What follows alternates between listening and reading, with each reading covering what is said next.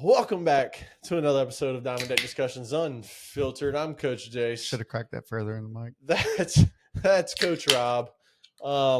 And we're into September. It is the 4th of September, and that means playoff baseball is really starting to ramp up. The race for division leads, the race for wild card leads, the race for wild card spots are heating up. Teams are getting hot. Teams are getting cold. Teams are suffering big injuries that's going to affect the rest of this season. We will break them all down. It has been a week and a couple of days since we last recorded. There's a lot to talk about. There is a lot to discuss on the show today. And Coach Rob, I can't wait to talk a little baseball. Yeah, but I mean, a lot of shit has happened since we've been gone. No, we don't want to write that song. Let's not do that. Turned 30. LSU got the victory over Clemson. Alabama got their ass whooped.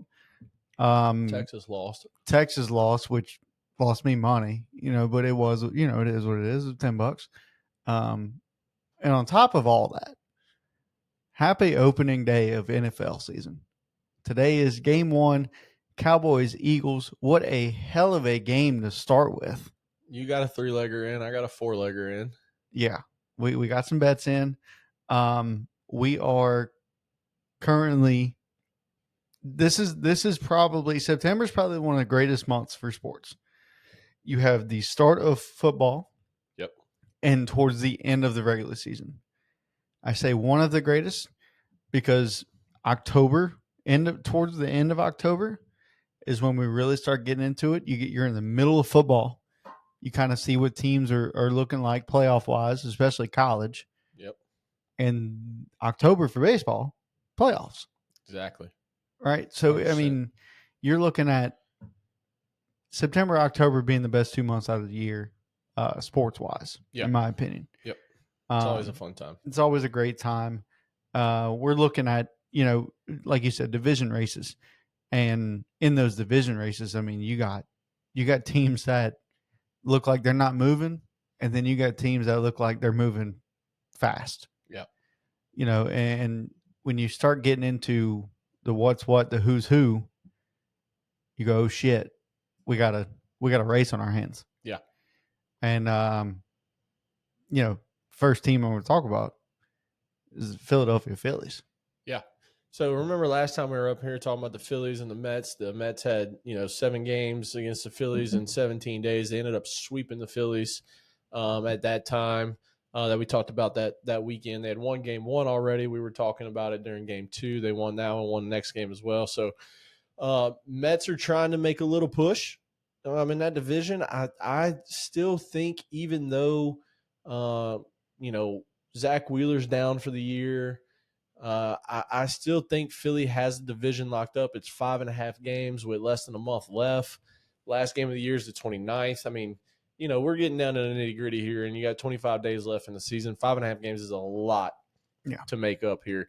And, but good for the Mets. I mean, you really cemented your place essentially in the wild card, but you can't get complacent with that because right behind you sitting in the wild card are the Giants at 4 games, and the Reds, we know with the pitching staff that they have, can get hot at any time. They're 5 games back. So you can't get complacent here. 4 or 5 games in a wild card isn't a lot, especially whenever you got to play the Phillies a couple more times in that division, and you could lose those, and the Giants and the Reds can win theirs, and all of a sudden it's 2 games left with 15 days left in the season. It doesn't seem like there's a lot of time, but there's a lot of time. Yeah.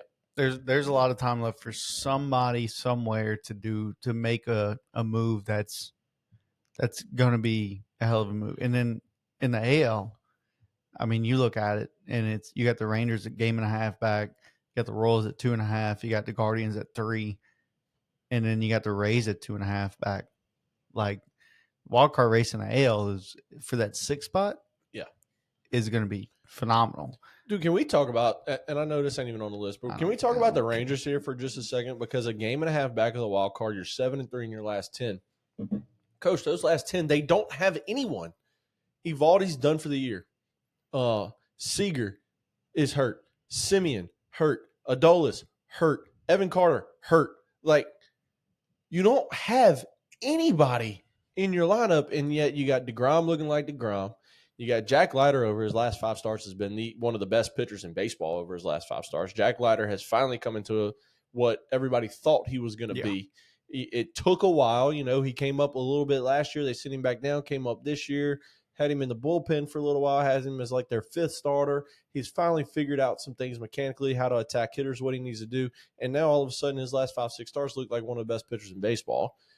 And this team just continues to win, even though they don't have any of the names that you thought they were going to have. Jock Peterson isn't doing nothing in the season. So, I mean, you're talking about big bats that you were counting on all year that hadn't done nothing or hurt for you right now.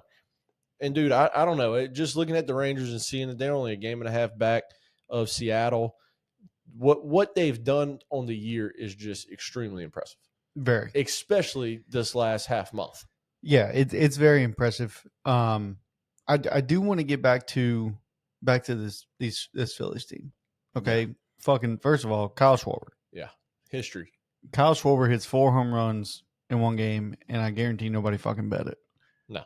And if they would have, they'd have made a lot of fucking money. Yeah. But this is insane, right? It's to watch. I watched all 4 home runs, and it just gets more and more and more and more electric. Yeah. Each fucking swing. And you're wondering, how can you get this guy out? You're just going to have to, you might have to give him the Barry Bonds treatment and just give him a walk. Yep. You might have to, especially coming down to it, because you're looking at their next few games. I want to just go look right now to see if you were to bet somebody hitting 5 homers in a game. 4 homers in a game, sorry. Yeah. And while you do that, I'm going to just say what they got coming up. You got one more game against the Brewers. You got 3. You got a 3-game set in Miami, and then you got the Mets at home, which I think we've already said this. We said this last episode, but you play 7 straight at home against the Mets and the Royals. Then you're in LA at the Dodger Stadium. You're in Arizona at Diamondbacks. And then you come home to finish off the season against the Marlins and the Twins. You have a very, very – you have an easier schedule than most coming up, in the back end. Yeah. And now that they go ahead and they sign Walker Buehler. Well, they did, but let's talk about the Schwarber thing for a second because it's so rare, and yet, it's only happened 21 times in MLB history. In the history of the game, it's happened 21 times, and yet this year it's happened 3, which is the most ever in a year. He's the 19th player to do that. It's happened 3 this year? Yeah, it's happened 3 times this year. Kurtz did it. And Nick Kurtz did do it against the Astros. Schwarber did it, and drum roll. Shoot. Hold on. 4 homer games. 2025. Gino Suarez early in the year. Yeah. It was like April when he did it. Yeah, early in the year. But I mean, to talk about how rare this is. Suarez's first 9 hits were all home runs. From what I remember from the beginning of the season, his first stretch of hits was a lot. It was only home runs. Yeah, he was 9 for 20 something with 9 bombs. Yeah, I forget what it was, but it was insane. It was something insane like that. Yeah, dude, just how rare this is. So a perfect game in baseball, has happened 24 total times. A 4 home run game has happened 21 times by 19 different people. This was the 21st time in history we have a 4 homer game. I mean, the rarity of this, the feat that he accomplished, the fact that we don't ever see it, is just extremely impressive. And it's also a Philly record and ties his career high of 9 RBIs in a single game. Yeah. Which is insane. Yeah. Shout out to Schwarber. And just real quick, I couldn't pull up Schwarber, but on DraftKings, Aaron Judge to hit 2+, so you can't even get to 3 or 4. To hit 2+ is 1,600. Giancarlo Stanton to hit 2+, 25 plus 2,500. Cody Bellinger to hit 2+, plus 3,000. All right, let's go to the Dodger game real quick because I thought this was a fun one. Shohei to hit 2+, plus 2,500 in a game. Freddie Freeman to hit 2+, plus 8,000. Jesus Christ. You know what I'm saying? Like this is The odds are not in their favor. no, this is home run hitters, and they're talking about 2+, not 3, not 4, 2+. Right. Like you can't even bet a third. Well, it's just hard. It's hard to do it in a game. It's hard to hit 2 home runs in a game, much less 3, much less 4. Yeah. You know, so I don't even know if 5's ever been done. I think 5 might have been done a handful of times. Maybe in baseball's existence, you've had to have a guy hit 5 in one game. But it's almost like the who did that? The Wilt Chamberlain 100 points. Maybe real, happened. maybe real, maybe may not be. Not real. Dude, we need to do It's not real. We need to do an episode on just like sports conspiracy theories. No Major League Baseball player has ever hit 5 homers in a single game. Never mind then. I stand corrected. Well, I sit corrected. I'm not standing up right now. But no, the closest player to do 5 homers in a single game, while it wasn't a single game, it was a doubleheader. But Stan Musial back in 1954 hit 5 with the Cardinals. I think he was with the Cardinals then. He hit 5. I was at that game in a doubleheader. Oh, you were? Yeah. Oh, okay. Yeah, I was. Well, happy. You just said your birthday passed, so happy. What is it? Like 73rd birthday, 78th birthday? Yeah. 71st birthday. Yeah, my grandpa was at that game. Yeah, congratulations, bud. Yeah. But no, so look, and then look, the Phillies. We knew that the Phillies, right? So Zach Wheeler went down. Yep. Okay. The Phillies have some question marks at pitching going in the postseason. So you sign Walker Buehler. Is it the most? Is it the prettiest guy out there? No, not by any means. The Red Sox fucking released him after they signed him for a decent amount of money. It wasn't a lot, but they signed him. They signed him for the qualifying offer, 21.05. Okay, that's fine. But you get a guy that you can stick in the pen, maybe, and have him throw 2 or 3. Maybe your long reliever, max 4, if you get in a bind, and he can probably give you 4 good innings. Yeah, I like this move by the Phillies. I think it's a great move by Philly. I don't know what he's going to be able to do. He has playoff experience. He has a great playoff experience. I mean, this is a guy that was bona fide last year, especially. You go 4-1 with a 3.6 ERA, and you close out the World Series too. And I guarantee Phillies fans watch baseball, right? So they know what kind of seasons they know what kind of season he's had. So if he comes out there in the playoffs and does great, dude, the Philly faithful will be alive. But you got to think about it, though. Even last year, there was talks before the postseason that he wasn't going to make the postseason roster because he was not good last year. No, he wasn't. And he just had a phenomenal – I mean, it was unbelievable what he did in the postseason. He got into the postseason and something just switched. I mean, dude, just to talk about what he did last year as a pitcher with the Dodgers, he was 1-6 with a 5.38 ERA and only 16 starts, like 75 in the third innings. He was not good, and then goes to the postseason and, like I said, goes 4-1 with a 3.6 ERA. Close out the game in Game 5. Yeah, and close this thing out. I mean, he has, dude, his career in the postseason is 19 games pitched. He's 4-4, with a 3.04 ERA, 94.2 inning, so 94 2/3 innings, 114 strikeouts, only 73 hits. This is a guy that in the postseason something flips, and as bad as he's been this year, as bad as he was last year, I hated the Sox getting rid of him just because of what he's done in the postseason. I don't care about his regular season. You can stick him in the bullpen and know he can give you an inning or 2 out the pen and close the game out if you need him to. You got Aroldis Chapman, who's, otherworldly right now, right? Dude, and we'll talk about him in a second. He just got extended, so we'll talk about him. But this is a guy that can go start and give you 5 or 6. And if you get in a bind like the Dodgers did, where you only had 2 reliable starting pitchers and you were throwing a bullpen game out there every third game is what it felt like, and you were no bullpen in Game 5 because everything was depleted, and you had Blake Trinan, your closer, throwing in the 5th inning, and I text you in the 5th inning, was like, don't be surprised, and we talked about this, don't be surprised to see Buehler close this thing out. And you're like, no way, he just pitched. It's like, it's almost just like wait. Like, it's at coming. At that point, it's almost like you're like College World Series, right? So we saw in LSU's national championship in 2023, Skeens went to the bullpen. Yeah. It shouldn't have happened. No. It shouldn't have ever happened. But he was ready. Oh, he wanted it. We've seen Tennessee with Liam. Yeah. Liam Doyle. Shouldn't have happened, but he wanted the ball. He told the kid from, who was it? Was it Wake?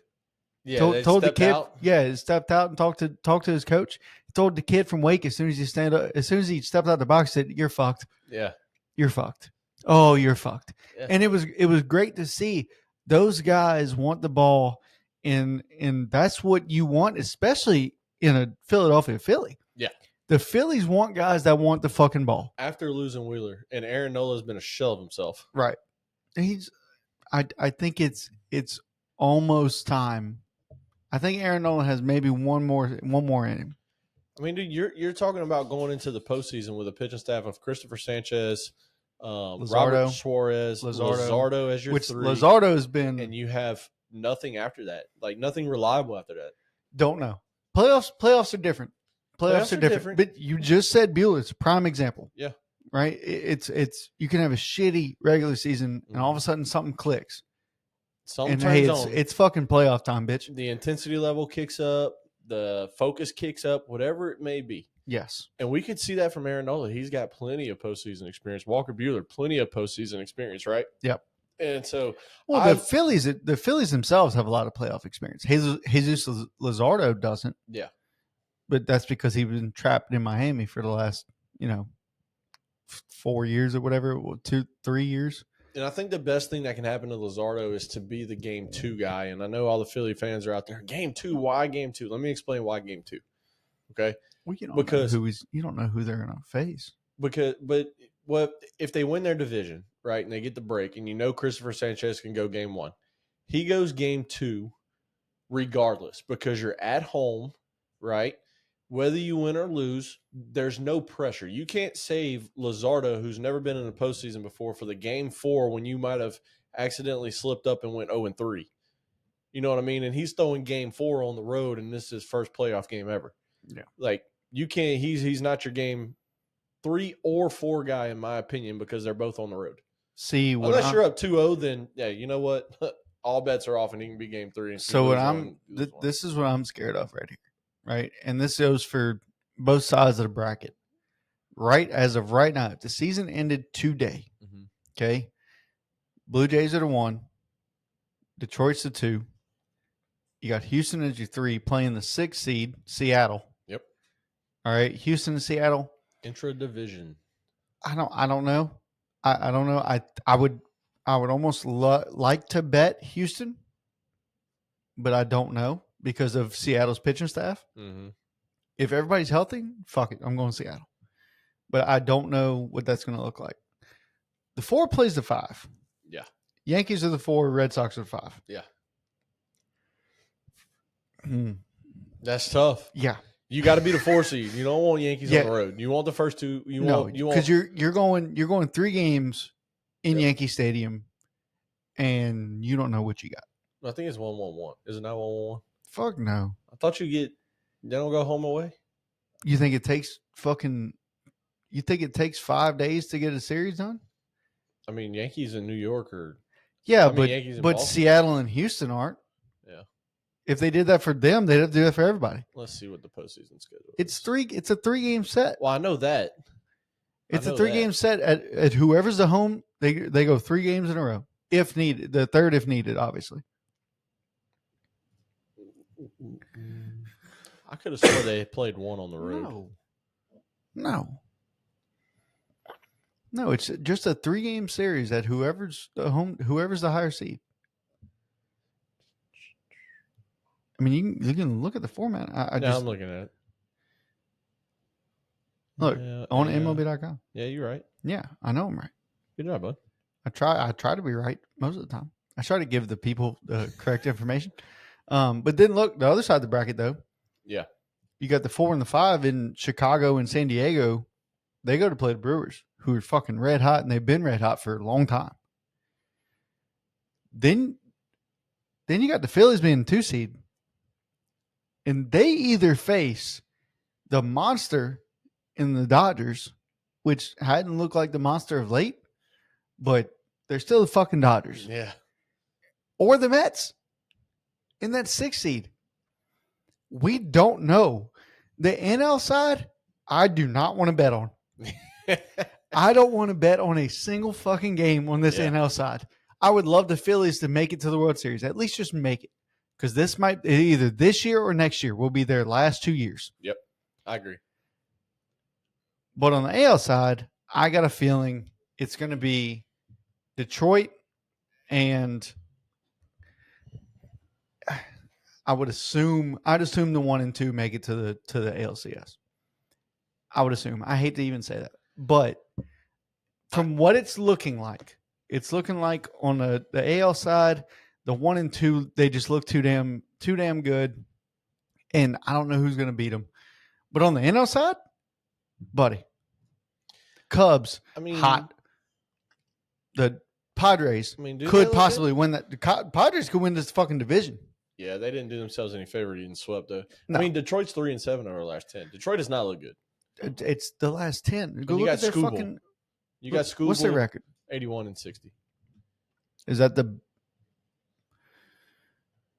That's a half a game behind the best record because of the Blue Jays are 81-59. Yeah, they play one less game. Yeah. I'm okay with me calling them one of the hottest teams, and I understand as of late they're not. But fuck, the Blue Jays are 5-5. Mm-hmm. I mean, in their last 10, you can't really go off of that. I mean, you look at what's crazy to me is there's only 2 teams in run differential that are above 100, and it's the Yankees and Red Sox. It's gonna be a dogfight. Bet the over. Yeah. Bet the over. If those 2 end up playing each other, bet the over. I might be wrong. I'm probably wrong. But I like the over. Oh, I need to tell you this. I can tell you later. But all right, write it down so you don't forget. It's a Brennan, cousin. Yeah. He sent me an NFL bet. And I just wanted to share it with you because it seems like a lock. You're about to put it on the screen? No. I'm about to. I just pulled it up so I can read it. To make the playoffs. Actually, let me see if I can. Somehow. I want to see if I can fucking zoom in this bitch. Anyway, to make the playoffs, Eagles, Kansas City, Lions, Bengals, Rams, Commanders, and then I got to pull up this other picture because I can see it clear. Nope, not that one. Right here. Okay. Amon-Ra St. Brown, 1,000 plus receiving yards. Okay. Terry McLaurin, 1,000 plus receiving yards. Okay. You got Jane Daniels throwing to you, I think. But you also picked up Debo in the offseason. Okay. Mike Evans, 8 plus touchdowns for the season. That would have been 1,000 plus guy I would have bet on. Okay. Because he's got every year since he's been in the NFL is 1,000 plus. And then this one, 1,250 plus receiving yards, Jamar Chase. Yeah, I like that. The only thing I don't like about that is the Rams making playoffs. That whole bet he threw $50 on. It's a 10-leg parlay. Threw $50 on it. Payout is $5,000. That's not really a lot. I know, but he said that he could lose every single bet this year, like every Sunday bet. Yeah, he said he'll lose that every Sunday this year if he can win this one. Yeah, I agree. Yeah, I just had to share that with you. Right. I thought it was a good bet. I think I'm not placing it, depending on what happens in this game.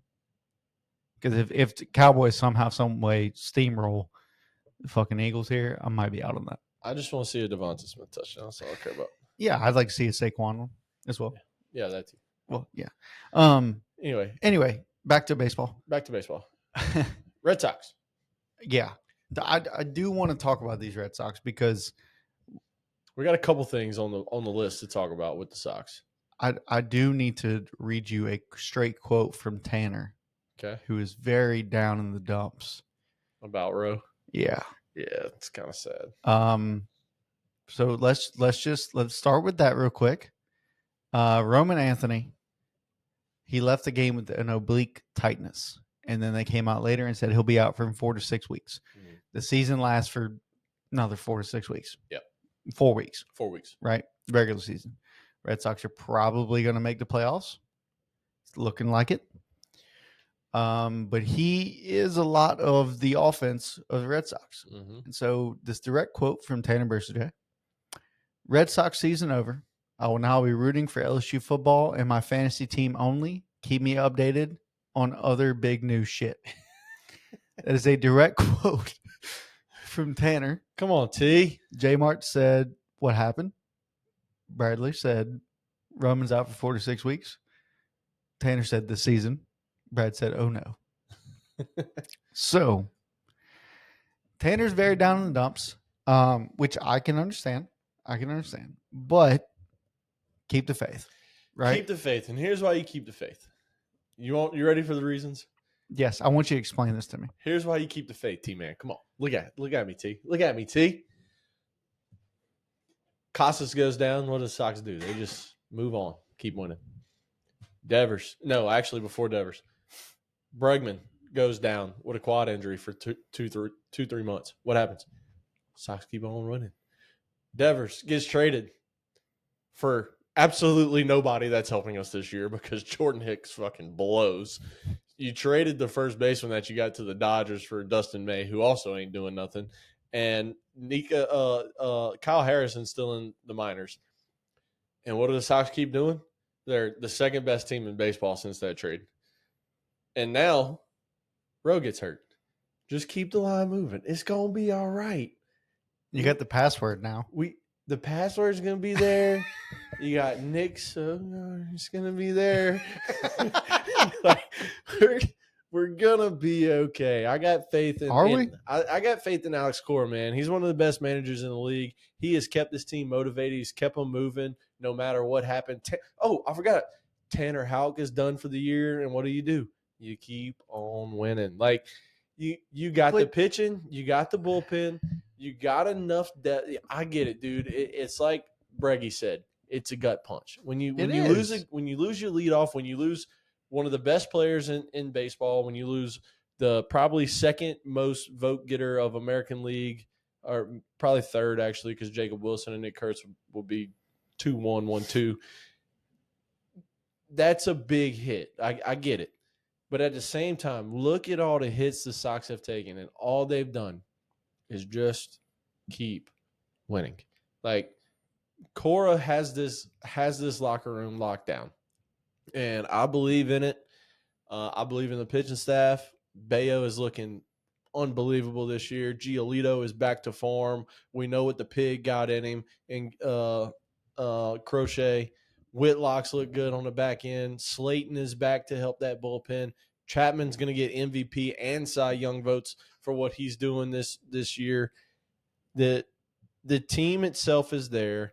Let Rowe get healthy, because as long as you get in, that's it. Get in. Once you're in, you hope that Rowe's back in the 4 weeks, and you got Rowe going to the playoffs, and you go get them. The good news is, and I don't know if you said this, I mean, you mentioned it earlier. The Red Sox extend Aroldis Chapman. Now, he is how old?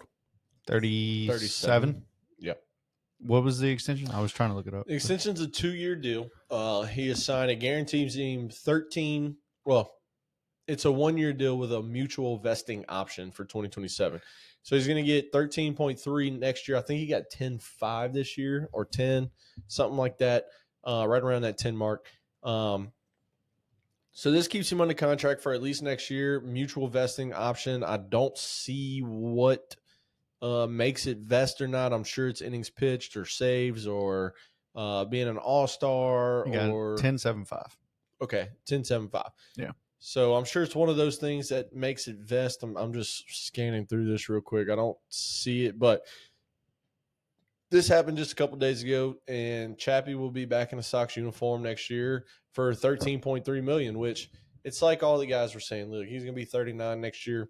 He's going to get 13.3 from someone out there after what he's done this year. I mean, this has been an unbelievable season for him. Let me see. I don't have the numbers right in front of me. You got his numbers in front of you? Yeah, he has a 4-2 record with a 1 ERA in 59 games, 54 innings, 77 strikeouts. This dude's a dog. He's 28 saves and 30 opportunities. Yeah, he has been phenomenal this year. A resurgence of such, if you will say. Look, he's had a 16th. This is 16th year, and this is probably one of his best years. One of. I think it is his best year. He had a 101 in 2016 with the Cubs when they won the World Series. Yeah. I think wasn't that the year he got traded to the Cubs though? He didn't have a lot of games under his belt. He got dealt from the Yankees. Yeah, to the well, Cubs no, he year. had 28 games with the Cubs that year. Yeah, had 31 with the Yankees. What was his combined that year? His combined was a 1.55. Okay, yeah. And then the year before with Cincinnati, he had a 1.63. And then also with Cincinnati, one year he had a 1.51. Look, this is okay. I'm with you. This is his best year. It's a great year for him. I hope he continues. Also hope he doesn't get popped for anything. Like he did with the Yankees. Yeah. That wasn't pop for anything. That was something else. Yeah, that was definitely something else. A little squeaky squeak. Your koozie trying to tell you something about. I don't know what's happening. And he's a little bit of TLC. Yeah. I tell you the biggest difference for Chap this year, I'm reading this off of MLB.com where I found his extension and stuff. He came into spring training with the goal of advancing his control, right? Like he wanted better control. Well, yeah, we've always seen guys that throw hard, right? And they really can't control it. And when he came up, he was everywhere. You didn't know where the ball was going. Yes. But his previous high first pitch strike percentage was in 2017 at 62.5%. First pitch strikes. Okay. This year, his first pitch strike percentage is 70.2. When you put the offense on defense, it makes all the difference. And look what he's done over his career, right? We knew Aroldis Chapman for coming up. He's thrown the hardest ball in Major League history at 105.7 or whatever it was back in his Cincy days. 105.8, I believe when he first came up. I think Ben Joyce actually has the record now. I think Ben Joyce threw the one that's 105.8. I think Chapman threw 105.3 or something like that. It was at the time, it was the hardest pitch ever thrown. It just got broke last year with Ben Joyce. And it's one of those things. He's a fucking monster. Yeah, he's been hurt all year though. He ain't thrown any. Well, but it's just one of those things where Chap came up and all he did was throw a fastball because he could throw it past everyone. Well, eventually, people start figuring out how to hit 105, even though it's hard as shit, obviously, and nearly impossible. You start figuring out, and so he threw in a slider early in his career. Now, his repertoire, and I don't know when he developed all these pitches. It's very recent, but you're talking about a fastball, a slider, a splitter, a sinker, and a cutter now. Like, he's got a bunch of different pitches that he is using, he's mixing, and he's still throwing first pitch strikes. And great to play with on the show. Yeah, and when you get a guy that throws a first pitch strike, and you can put 1-0 and 0-1 are two completely different at-bats. Completely different at-bats. Yeah, I was going to mention this. So, kids, first of all, if you're listening, get your parents' permission. Well, we've been pretty good on this episode so far. No. But I do want to say... Still get your permission. I do want to say, you just mentioned his first pitch strike rate. Yeah. What did we preach? Like, what was the phrase we said when we're pitching? Strike one. Well, early and often. Yeah. Right? So, I always used to preach early and often as in throw strikes. Throw strikes early and throw strikes often, they're going to hit the baseball. Yep. They're going to hit it. The question is whether or not you trust your fielders to field the ball, to make the plays. And if you trust them completely, that actually helps you. Yeah. That helps you a lot more than it hurts you. Because you say, okay, I'm going to throw this one and I'm going to try to blow it by him.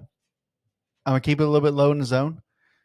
I might go inside on him. Mm-hmm. And he might clobber this ball.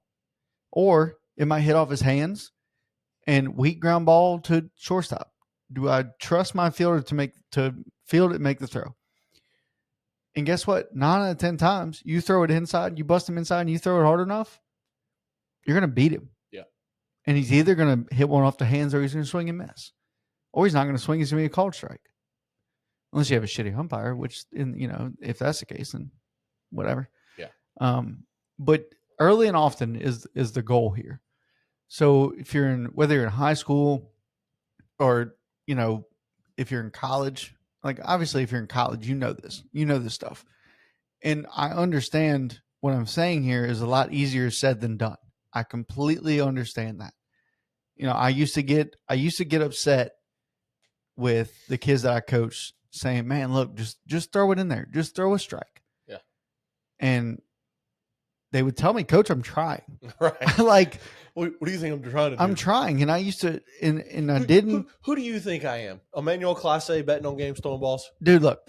But like, I never really understood the oh yeah, you're trying, like, all right, try harder type shit, right? Until I started throwing BP. And I was like, I was like, damn, I'm 20 at the time. I'm 26, 27. And I'm like, man, I can't throw a strike. And then I finally got in the groove of it. And I'm dodging balls right down the middle, but it's not hard. I had to take a little bit off of it. Mm-hmm. So that's whenever I said, hey man, look, throw 80% if you have to. And we had a kid that at 12 years old was almost hitting 80. He was at 78, 79. Yeah. And dude was a beast, man. But you'd have to tell him, hey, throw about 80% here. Yeah. And nobody could hit him. It'd be a strike. It'd be a strike and nobody could hit it. Yeah. But hey, look, blow one by him here. It'd be fucking 10 feet up the backstop. Yeah.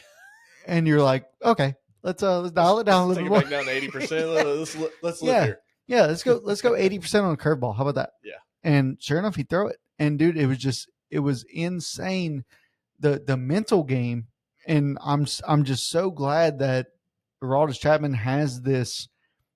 It has this in his repertoire, right? Look, take some off of it. Okay, it's 99, right? Like not even 99. I saw a first pitch the other day. It was at 94. It was a fastball. It wasn't even sinker or cut. Yeah, it was fastball. 94.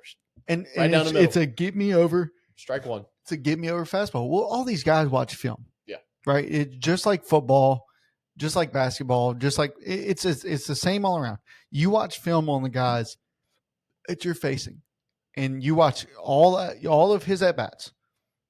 And if you know these guys, you've already studied them, so you watch their recent ones. Yep.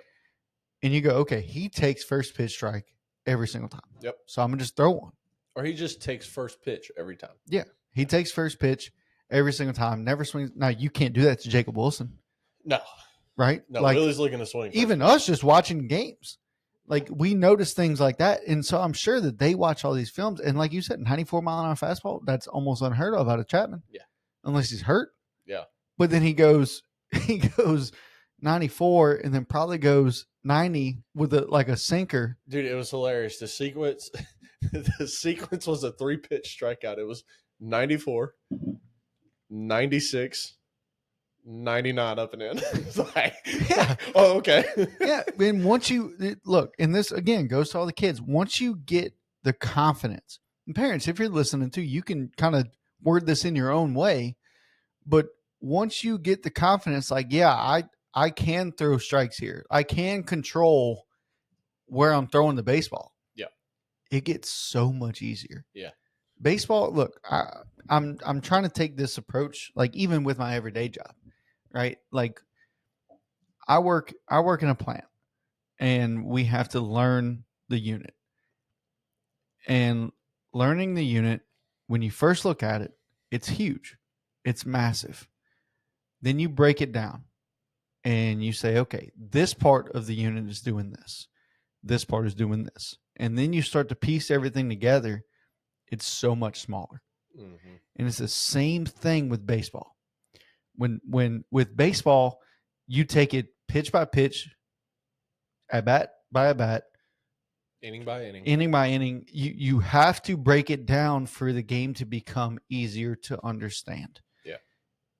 And this is what I tried to preach. If you take it game by game, you're frustrated.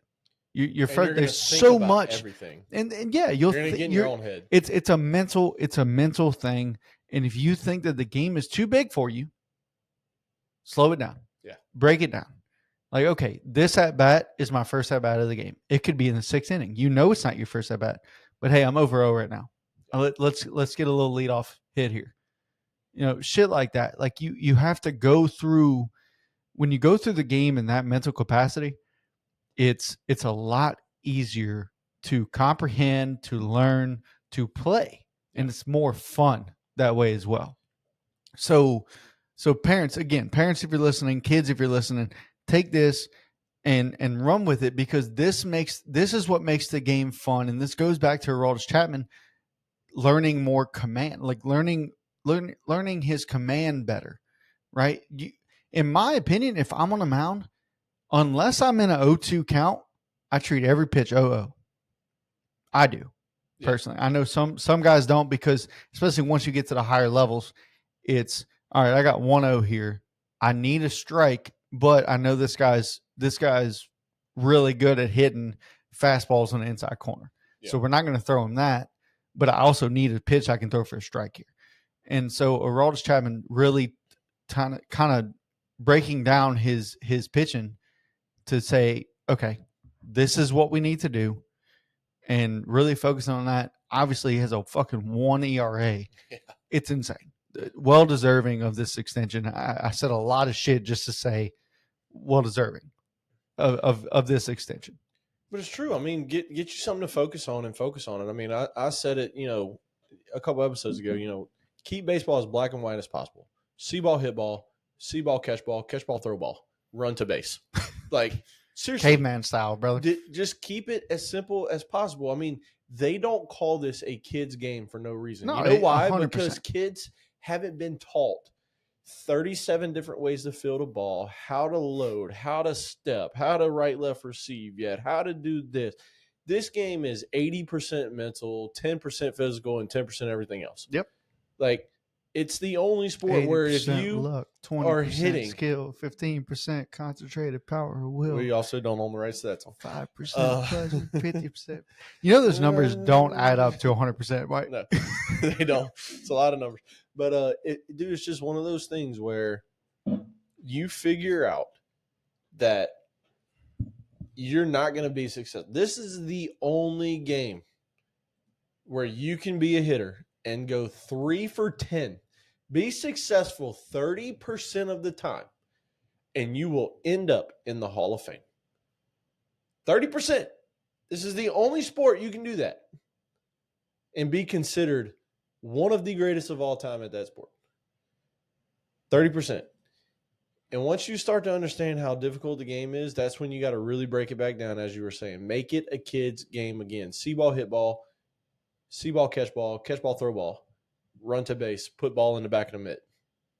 Like that's it. Keep the game as easy as you can, because once you start thinking about, okay, so-and-so trainer told me my back foot needs to be turned in some. Maybe I need to get on my hip, the ball on my feet. My heel needs to face the pitcher while I load so my hips can turn a little bit and I can turn my hips through. Like, people are teaching these things just in your first hitting lesson when you don't even know how to swing a bat yet. They're just throwing 1,000 things out there. And I've seen kids look at it and be like, I'm guilty of it. Look at it and be like, I don't know what you just said. Right. And it's like, you're right. I forgot. Well, that's why there's terms out there like I forgot. Squish the bug. I'm 20 years into this, and this is your second season. Right. My bad. Yeah. Let's go one thing at a time. Yeah. That's why I think the best hitting coach I've ever had, Ricky Graber. And this dude, when we started hitting lessons when I was 8 years old, He said, all right, bottom half. And we worked on the bottom half for fucking 3 weeks. Yeah. Fuck my top half. He knew I was casting. He knew I was doing this, knew I was doing that. We worked on the bottom half. Well, that's foundation. Right. And then after those 3 weeks, all right, top half. Yep. And we just did drills to work on top half. And I just did the math on the remember the name lyrics. It does equal to 100%. And I'm wrong. That boy. So it's 10, 20, 15, 5, 50. That was too fast. That equals 100. And then also right after that, it says, and 100% reason to remember the name. Great song. Yeah. But if it's saying and 100. Go ahead and shout out that song so we don't get Remember the Name by Fort Minor. Yeah. It's a great song. Diesel sees a lizard outside somewhere. And Mama's not here. Mama is out of town. Yeah. Man's at his bachelor pad for the weekend. No. It's still he'll be at work more than it's not a whorehouse anymore. It's a whore home at this point. So but it says and 100%. So I mean, am I adding the 100% to the 100%? Because if I am, then 200%. Coach, you got to give 200%. I don't know how I can give more than 100%. I don't give 110%. Where's that other 10% come from? Because I don't have it. I don't have it. I don't know. I don't know. I used to use that term, and then I saw something one time. I was like, where do you get the other 10% from if I'm already doing the best I can? I'm like, you know what? That makes sense. I'm never going to say, give me 110 again. Just give me 100%. Yeah. All right, because let's get to some injury. We got unfortunate injury news. We talked about Rowe a little bit. So 4 right here. You're looking at notes. 4. Okay, yeah. So 4. And 7. In my opinion, is not as important as 5, 6. Yeah, it's 5 and 6 because they're not making the playoffs. But we can briefly talk about them. It's not as important. Lourdes Gurriel goes down with an ACL tear. It's not as important because they're not playing the playoffs. However, it is very important. He's out for the fucking year and next year. It's very important because that's what I'm saying for at least 14 months. He has a player option this year at the end of the season. Well, he's going to exercise it. He exercises that for 13. He'll make a free $13 million next year just doing nothing but rehab. And then there's a club option the following year for $14 million. Let me ask you this. That's where it gets tricky. So is the player option, does the player option have to be first? Yes. The way that they set this up, yes, the player option is first. Okay, so player option first. He obviously doesn't obviously exercise it, doesn't play all next year. Correct. And then it's free agent. And then the club says we're declining your $14 million contract and he's a free agent. Yep.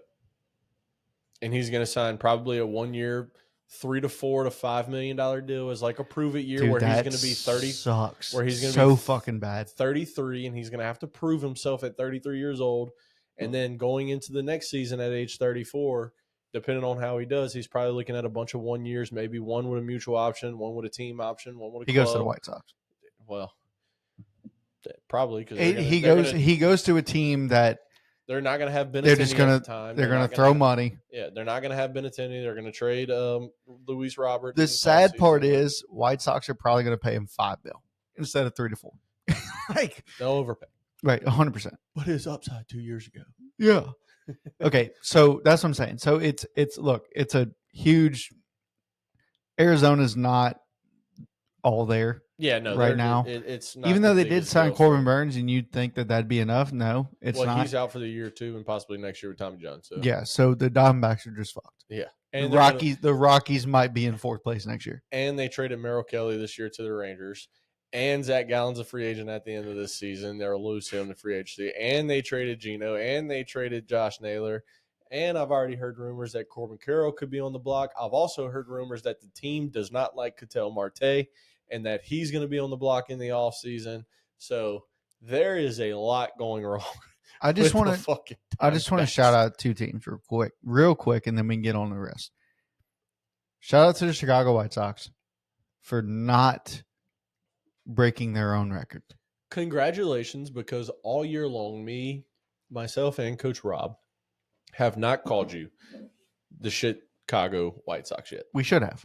We should have, because you're still shit. 100% However, you're not as shitty as you were last year. So, Correct. there's that. The other team I want to shout out is the team that could possibly only win one game for the next month, and that is the Colorado Rockies that are at 39 wins currently right now. And if they only win one game, They'll yep. break the record. Let's just see. I mean, if they only win one game in a whole month, that is just horrible. But it's they're on a 3-game losing streak right now, and they're 39 and 101. So they are on a 3-game losing streak to the Giants. They now play Padres at home. Yep. At Dodgers. Loss. At Padres for 4. Loss. Marlins home, Angels home, at Mariners, at Giants to close the year.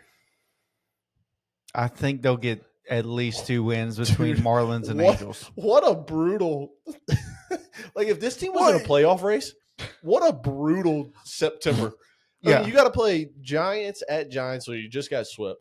And now you got Padres I'm sorry, Giants at home. And now you got Padres at home for 3, at Dodgers for 3, at Padres for 4, day off, home versus Marlins, home versus Angels. You got a 6-day stretch, 6-game stretch that is pretty simple. If you were competing for a playoff spot, and then you get a day off and you close at Seattle, who's in a playoff race himself, a battle for the division, and at San Francisco, who is also a game back in the wild card race, trying to get into the playoffs. Dude, let's just say they're officially out of the playoffs. Brutal. They're 36 games back from the wild card. Yeah, but if they were in a playoff race, that is a brutal September to have. Yeah, no. So I completely agree. They have, look, and again, I will say this probably forever as we do this podcast. Yep.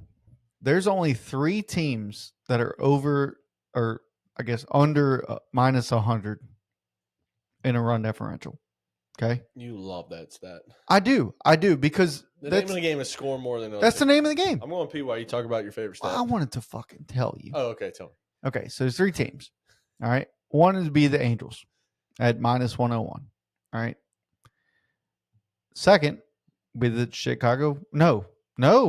the Washington Nationals at minus 170, which is very upsetting. I was hoping DC would have a good year this year. He gets hurt. He comes back. He's still shitty. In last, you have the Colorado Rockies. Coach, you want to guess? I know you have to go pee. But if the Nationals are minus 170, don't you dare look at it. I see you staring at something. Yeah, I'm looking at something. Okay. The last time I looked, they were in the 300s. I'm going to assume they're still in the 300s. I want to say the last time I looked was around 320, and that was at the last episode that you kept talking about run differential so much. They're not a good team, so I would assume they're probably like 360 by now. I don't know. Minus 364. All right, yeah. You're very close. So 7 games and you gave up 40 runs. Sounds about like Colorado. Yeah. All right. After we just talked about them getting swept, which, by the way, they got swept, and the run differential was 6 and then 3 and then 2. So 11 runs in those 3 games. So, yeah, it seems about right. You may go pee now. All right, what you going to talk about? So I'm going to go to our next guy. You going to Jesse? Who's done. Yes. Jesse Winker is done for the season. Let me actually look up his injury because Coach Jace normally puts it in here in our notes. But he did not. So Jesse Winker's out for the season. It was Sidney Sweeney. Hey, sorry, just an ad. Let's see. He last week began a minor league rehab assignment. I'm reading this from the New York Post. With Single A, which is weird because normally you see guys do minor league rehab assignments in AAA. But he has lower back discomfort. According to Carlos Mendoza, unlikely to return this year. So what's the actual injury? What's that? Oh, an oblique strain? Is that the actual injury? I told the audience that normally you put it in the notes. Yeah, I heard I got blamed. I just want everybody to know something real quick. Let's just put a little timeout on this. Time out, everyone. We don't have to do this. Welcome back to Coach Jace being in the This podcast. This doesn't have to be done. Somebody, well, I'll do it because we're not live, so I'll do it. Coach Rob, what days did you work this week? I work nights Monday and Tuesday. Okay, what's today? Today's Thursday. Okay, so you work nights Monday and Tuesday, which means you were home Wednesday all day. I woke up at 12:30. Still home all day. Yeah, Were you home all day today? I was, but the old lady was leaving for. Can you tell the audience what you contributed to the notes this week? I played the fuck out of MLB The Show. Exactly. Because Jace normally does it. Yeah, I normally do. I said it. You normally did it. You've been sitting at home for 2 days and you've contributed not one thing to the notes themselves. Buddy, I contribute humor to this podcast. Oh man, dude, I was just now pissing and I was laughing my ass off while I was pissing because I knew I was coming back. You got to any say on that. the seat? Because No. normally whenever I laugh and I pee, I get it fucking everywhere. No, just your dog hairs on the seat. I don't know. You teaching dogs to potty train or something? Trying. I don't know. But, Yeah. Diesel dude, sat down. I was laughing because I was like, oh, yeah, when we get back in there, it's going to be roast time. He's going to try to roast me as soon as I walk away. Okay. You know what? Before you start, This is how it's going to be. give me a beer. Give me a beer before you start. This is how it's going to be. Look, Jesse Winker is, I'm not going to say he's a pivotal point of this Mets offense. He's a very average player. Yeah, but obviously he's been gone. Yeah. Because he had a rehab assignment. Look, he's 32 years old. He's on a 1-year contract right now. Yep. What do you do in the offseason with Jesse Winker? I don't know. I mean, you probably give him a $3, $4, $5 million contract. I mean, he's a guy that can move all over the field. What would be the qualifying offer for Winker? Because you wouldn't give that to him. Oh no, the qualifying offer is going It's to be 20 million. Yeah. Yeah, no, you're not giving him that. I mean, it's a guy that can move all over the outfield. He can DH for you if you need him to. Like, he can do a lot of things, and he's got a lot of experience in the league. Veteran presence. It's just one of those things where this is not a guy that, you're falling over for in free agency. And he's getting hurt at the wrong time. He's not had a good year. It's probably his worst year ever. I mean, he's only played 26 games. Yeah. So reading this, right? Again, it's the first time I'm looking at it, courtesy to Coach Jace. This is actually the first time I'm looking at the notes for this episode. But anyway, look. Oh my God, fuck you. We had a hell of a weekend. I worked nights Monday, Tuesday. I'm currently studying for work. It's not the last thing on my mind, but it's close. I have other things right now on my plate, Jace. That's why I'm relying on you, bud. I've been relying on you for the last 2 years. But look, no, so he went down for the last 160 episodes. Has it been that long? This is number 160. Damn. So he's been on the IL damn near since May 6th. Yeah. And he came back, had 3 plate appearances, and then went back. Mm-hmm. So it says he returned July 8th. Again, this is from New York Post. He returned July 8th, had 3 plate appearances, and was placed back on the IL with back discomfort. Yeah. Everyone knows when it comes to the back, you try not to fuck with that. Unpredictable. It's very, very unpredictable. My back hurts every single day. Dude, I wake up, it's 90 degrees outside, and I turn the seat warmer and the steering wheel heat on because I need something to try to loosen my back and my freaking hands. Well, see, like you sit down all day. Yeah. And it's your job. Yeah. That's what you do. Like I'm not fucking with you because you sit down all day. But like I'm on my feet in these uncomfortable ass boots because I don't fucking feel like going and pay the money to get some insoles yeah. that I need desperately. But like, dude, my back hurts fucking every single day. Yeah. And then, carrying this podcast too, it hurts so much. It hurts so much. Come from the guy that just a few minutes ago said, all I want to do is bring laughter and humor to the podcast. That's what I try to do at least. But it's it's crazy how, like, not only, and I thought about this too. His rehab assignment was in single A. You see a lot of guys Straight in triple A. straight in triple A Yeah. for a rehab assignment.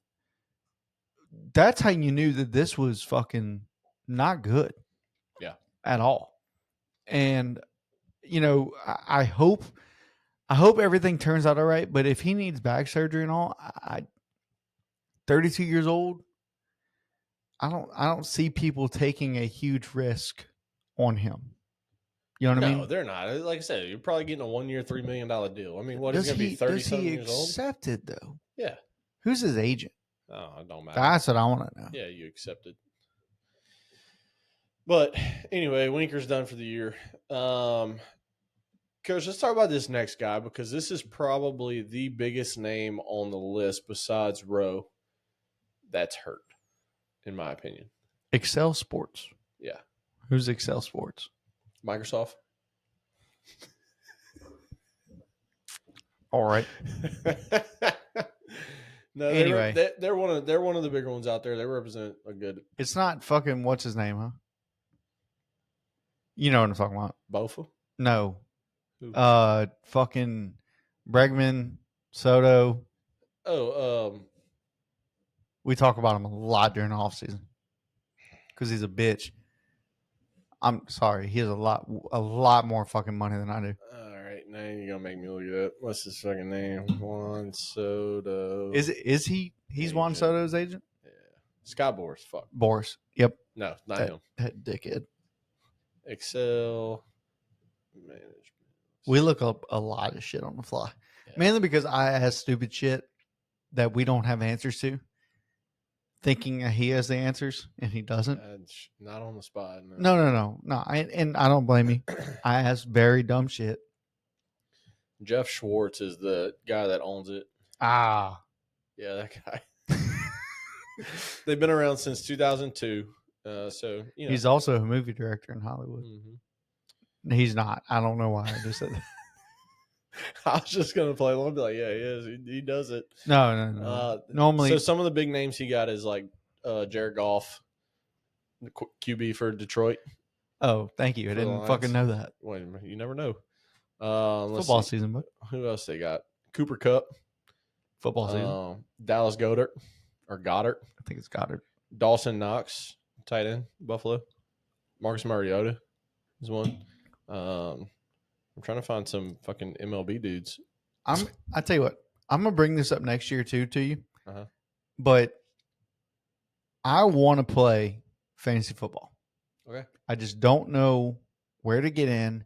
But also, the league I play in, we're taking a trip for our draft. Okay. And then the winner of the league picks the destination for the next year's draft. Okay. And we make it a 4-day trip where we get there, we play golf, we come in. You play 3 rounds worth of golf and best No, score? 2 rounds. 2 rounds. Best score got first pick. No. Draft order is already determined. Oh, okay. We just make it a guys trip. Because I'm not doing the best score shit because I will not make the best score. We do draft order randomly generated, or we get a group of guys together to play fantasy baseball.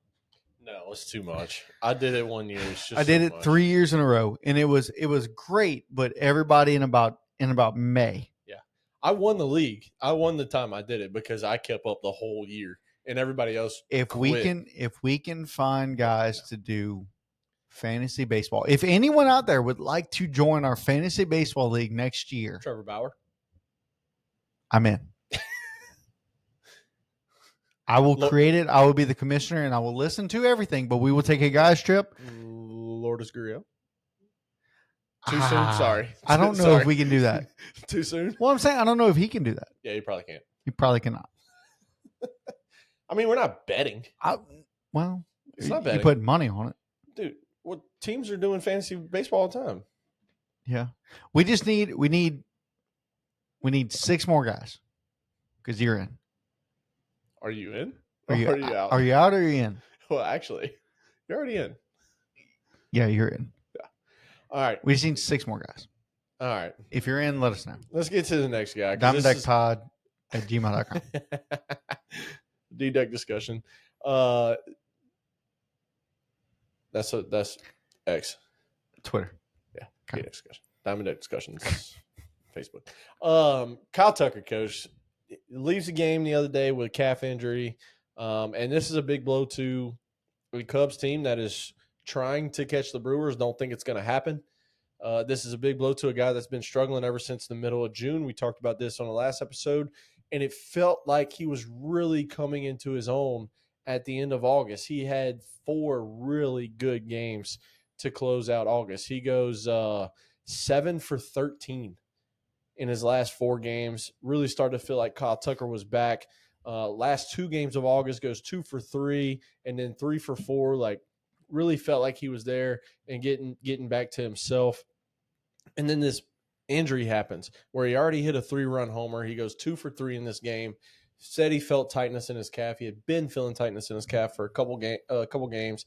This got a little bit worse this time and came out. Not Mendoza. Craig Counsell come out and he said, Wednesday's an off day. We're gonna use it as an off day. We're also gonna keep him out Thursday. There's no update on how serious this is, if he's going to be out for longer than just today's game.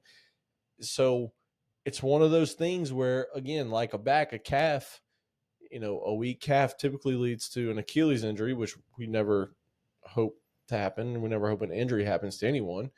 But sore calf strain, all these things take time to come back from. And you're talking about a Cubs team that needs Kyle Tucker to be Kyle Tucker. You're talking about a player in Kyle Tucker who, when healthy, is one of the best top 10, top 15 players in the league. When healthy this offseason would have gotten $500 million in a contract at least. Now he'll get 3+ instead of 5. This is a guy that they need in this lineup to anchor this lineup. And without him, the lineup looks a lot different. Yeah. And the postseason outcome looks a lot different. 100%. And it's look, the Cubs, since he's been out, they've already lost a game. And the Cubs are 5-5 in their last 10. Their winning has a lot to do with him, Seiya Suzuki. And that's pretty much it. Nico Horner, Dansby. And then the pitching staff, right? Led by Shohei Ohtani. Okay. Sure. But they're going to make the playoffs. Unless they go on a skid here. You have to go on a big skid. I mean, to get out of the playoff race, you're 9 games behind or in front of San Francisco. You first off, you lead the wild card by 4 games. 5. They're 5 games ahead right now. They're 5 games up on the Mets. Is what that is. Yeah. Okay, so they're 4 games up on the 4 Padres. games up on the Padres. Yeah. Right. They're 5 games from being kicked out of the wild card. In order for them to get out of the wild card over the next 25 days, the Giants would have to make up a 9-game ground on them. That's a lot in 25 days. Yeah, and the Giants don't exactly have the easiest schedule coming up. No. I am looking up the Cubs schedule right now. So I'll look up the Giants. in September, so they have today off. Okay. Yep. And then they go home against the Nationals, at the Braves, who haven't looked like the Braves. Then you go home against the Rays, at the Pirates, at the Reds for 4 games. And then you're home against the Mets. And then you're home against the Cardinals. It's a pretty easy. I'm not going to say easy because, look, it's baseball. Yeah, it's still Major League. Shit happens, right? But it's easier. And on the other side, than the Giants also have a very easy schedule. You just swept the Rockies in Colorado to start the month. You're off today. You're at St. Louis, home versus the Diamondbacks, home versus the Dodgers, which gets a little tricky. Then you go back to the Diamondbacks, to Dodgers, and then to close out the year, you're home versus the Cards, home versus the Rockies. So if something happens though, this is a stretch for both teams playing a pretty easy schedule, but without your stars in the lineup, could easily flip. It could, but that's one star. This is probably in football. You can have four guys. Let's say one on the defensive line. Yeah. You can have a quarterback, a receiver, and a safety, right? Say two on each side of the ball, and you can have a good team. Yeah. In basketball, you can have one guy that has 50 points, and you win, but you can also lose that game, right? But you can have a better record than the Colorado Rockies with one guy in basketball. In baseball, this is the most complete team sport that there is, in my opinion. And if you want to argue with me, you're more than welcome to. Come join us and let's talk about it. I'll give you one sport. And the only reason I say the sport is because you can only go so far, and that's soccer, right? You got defense that's you got to kick balls everywhere, and you can only go so far, and you can't be offsides, and you can't do this, you can't do that. And you need your goalie to be a goalie. If you have a badass goalie, but you can score one goal. But how do you get that goal? Guy from defense passes to midfield, guy passes to fucking accident. Offense guy. You can accidentally score a goal in soccer. Yeah, well, but you still got to go from defense to midfield to. Like you're using the whole kick the fucking ball is what I'm saying. You're using the whole team, is what I'm saying. Okay, but baseball is the most complete team sport there is. Yes. So pitcher got to be a pitcher, fielders got to be fielders, hitters got to be hitters. This is not as big of a blow to the Cubs as people think it is. Oh, I think it is. I don't think so. Dude, 270, 22 homers, 73 RBIs, 25 stolen bags. I agree with that. That part of it, yes. You're losing that. That's a blow. But it's not as big. It's still a blow to the Cubs, but it's not as big as people think. A lot of people are freaking out. Oh, fuck, we lost. They're freaking out how essentially they're treating Kyle Tucker like Tanner is treating Roman Anthony. You know what I'm saying? Yeah. It's not the end of the season. Yeah. It's not the end of the road here. It is a blow. It sucks 100%. But it's not as big as people think because you do have other guys. You have guys there. Seiya Suzuki was leading. I don't know if he still is, but he was leading the league in fucking RBIs. He was one of the snubs for the All-Star game. Yeah, that's a fact. He's. Let's see where he's at. Right dude's a fucking animal. He's a great. Dansby will become Dansby. Dansby has playoff experience. He won a fucking World Series with the Braves. Yeah, it's you have guys in Justin Steele that are gonna fucking step up.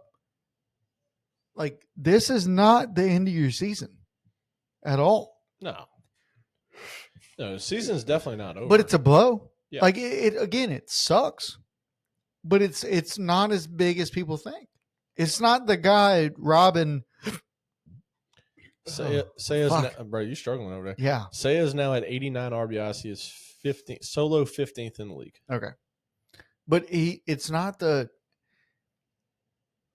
Losing Kyle Tucker is not the equivalent to the guy in the crowd, Robin Moises Alou. It's not. And that's what they're fucking treating this as. Cubs fans are fucking... What a comparison. It a is. Superstar player to a fan. Yeah, but he lost in the game.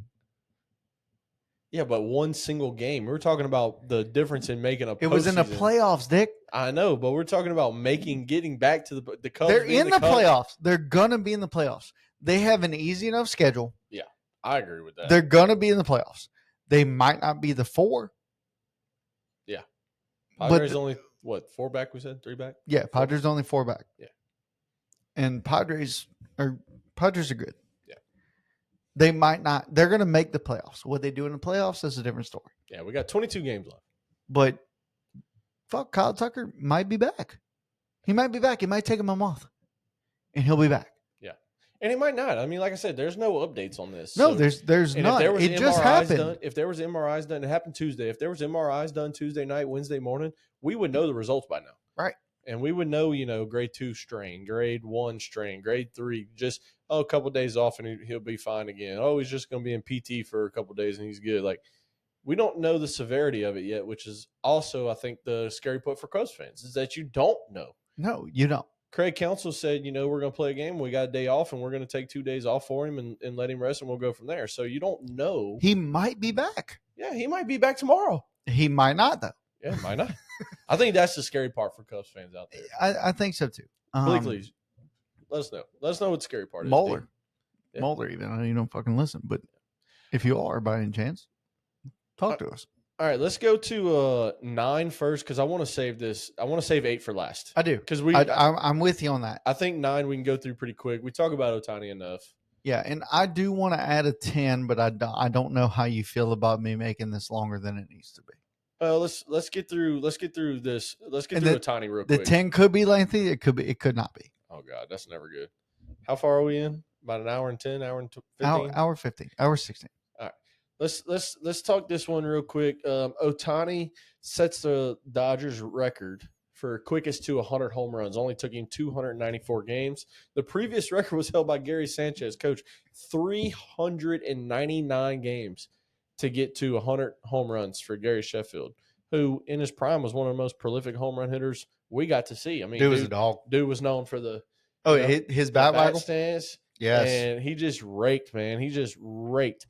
Also, with this 100th home run, was the hardest hit ball in Dodgers history at 120 plus miles per hour. Cool. So they interviewed Dave Roberts after. They're like, "What did it sound like coming off the bat?" He said, "I've never heard a bat crack like that before." Yeah, no, it's one of those things. Look, you look at it. Ohtani's career home runs is 271. Yeah, right. He's 30 years old. Yeah. Yes. Is he? I just want to double check that. He's 31. Oh, he must have just made 31. He's 31. So remember, whenever he got a 10-year contract, he was 29. Yeah. Okay, so he's in his second year of the contract, and he has 8 more to go. I was talking to somebody about this the other day. He did just make 31. Yeah, I just looked at it. So I was talking to somebody about this the other day. They were saying basically like, what do the Dodgers do in 8 years, or when all of their big ass contracts are coming up? Mm-hmm. What do they do? And I suggested, oh boy, that when Ohtani's in year 10, right before the trade deadline, okay, they trade him plus some of the deferred money that Ohtani's getting. And they do that with other people who have deferred money as well. I don't know how deferred money works. I don't either. Like, I know how it works in the big scheme of things. Well, but like, I know how it works. If you trade a player, is the Dodgers still on the hook for that money? Well, so that's the thing. Or is the team taking him on the hook? So that's, I think, what the Dodgers negotiate and say, hey, we'll play. Like, they trade Ohtani, right? Hey, he's owed $680. And he's probably going to retire. Yeah. But we'll let you have him. We want this in return. But also, we'll pay $30 million of his deferred money a year. So we'll pay $300 million. You're on the hook for the other $380. Yeah, I don't know. I mean, I guess I don't know how that works. I think this is going to be a big CBA thing though in a couple of years because they're not going to let teams keep doing this. Right, but from what I think, so like at my work, they're trying to get rid of something, and in order to do that, they're going to have to do one of two things: grandfather us in or pay us out. And if they grandfather us in, I think that's what the case here. If they get rid of deferred money, whoever has deferred money will be grandfathered in.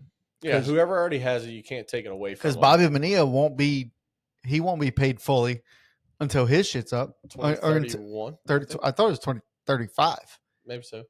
But it's in the 2030s. But the new CBA comes out before that.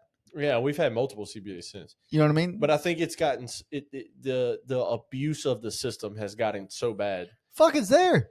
I know. I understand. And I don't disagree with it. If it's part of the rules and you can do it, do it. If other teams decide they don't want to do it, fuck them. That's their fault. Yeah. But I think that teams are taking so much advantage of it, it will be a big negotiating factor come the end of the 2027. Yeah, and or come 2027 season at least. Ohtani, you can't deny his ability. Yeah, no. He's a dog, right? Yep. And the Dodgers lead this division by 2.5 games. They're 5-5 in the last 10. Now look, the Padres, they're 2-8 in their last 10. Yep. Okay, they're on a 4-game skid here, and including just getting swept. Yeah, I think if Ohtani gets back to full form, full like not rookie but like second year Angels form, where he was throwing, seven innings, 10 Ks, and then having on top of that hitting fucking 290. Yeah, 290 with 40. Yeah, like this Dodgers team would be okay. Yeah, that'll be fine. And look, fastest to 100 homers. That's insane. Yeah, by 105 games. It's insane, but it's also Ohtani. Do we expect anything less? No, not at all. Nope, not at all. So the second last thing we want to talk about. Why don't you type in the last thing so I can see what it's going to be? Okay. All right, I will. Because I'm going to go out on a limb and say probably not.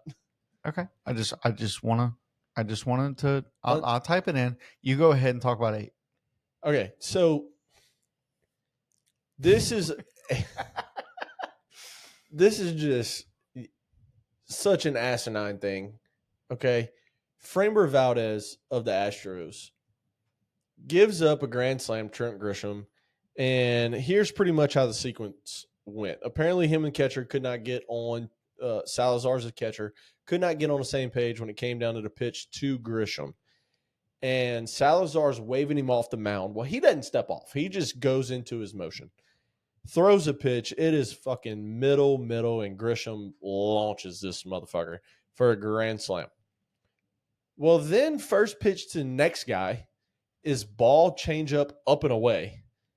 Second pitch is the quote-unquote cross-up where Framber rears back and goes 93 middle into Salazar's chest. I'm talking right into the middle of his chest. And here's the thing that tells me it's intentional. All right. And I get it. After the game, they both came out. Yeah. After the game, they both came out. Catcher and Framber, Salazar and Framber both came out. Oh, it wasn't intentional. We just got crossed up. We just this, just that, blah, blah, blah, blah, blah. Here's what makes it intentional.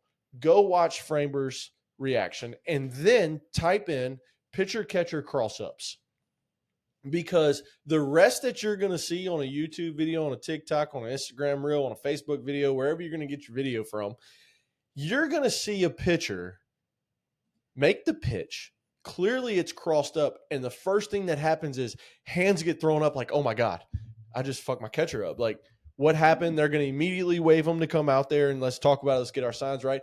And a lot of cross-ups happened before PitchCom came, where you're putting numbers down, and, it might have been a sequence of things where you thought, the fastball that was called on the third string, you might have thought, the fist meant that was the first number that went down. Well, you saw catchers back in the day painting their fingernails white so you'd be able to see them. Yeah. And we still had cross-ups. Like, I get the cross-ups. I was a catcher and I was a pitcher. It's happened to me on both ends. I get it. I've had days as a pitcher where they put a signal down, and like say it's a night game or something, and they cut their nuts. Yeah. Right. And they put it way back in there, and they put the signal down, and you have to step off the rubber and tell them to come see and be like, hey, look, we're going to have to go to something else because I can't see your signals. Yeah. Like, I think that's a fastball. Right. But I'm not going to take a chance whenever you caught a curveball and expect something in the dirt and I hit you in the fucking chest. Yeah. And what happens is he lets this pitch go. And I mean, as soon as he lets pitch go, drills him, because, you got less than a blink of an eye reaction time here. Back turned, walks to the back of the mound, just like a complete fuck it attitude. Oh, immediately throws it and then just. Yeah. Just turns his back to his guy. And look, Salazar, I could tell you right now, there's been times where as a catcher, I wasn't happy with my pitcher. And I listened to AJ Przinsky say this exact same thing that I'm about to say. When you were pissed off at your pitcher because he did something wrong and you knew it, like there was no ifs, ands, there was no cross up, there was no miscommunication. You knew he did something wrong. You grab that ball and you ain't flipping it back to him. You throwing that motherfucker as hard as he threw it in is how hard you're throwing it back to him. And AJ Brzezinski said, I would have threw it at his kneecap. That's what Brzezinski just said yesterday. I would have threw it at his kneecap as hard as I could. And you know AJ. AJ was not a guy to let anything go.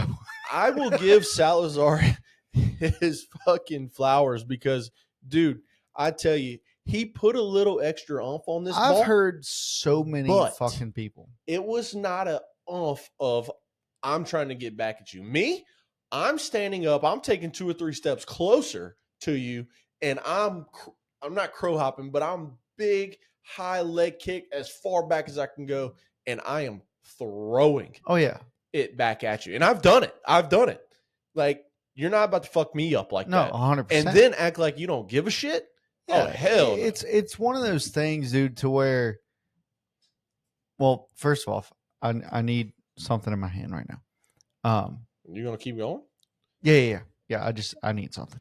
But dude, it's one of those things. Probably, but no, no.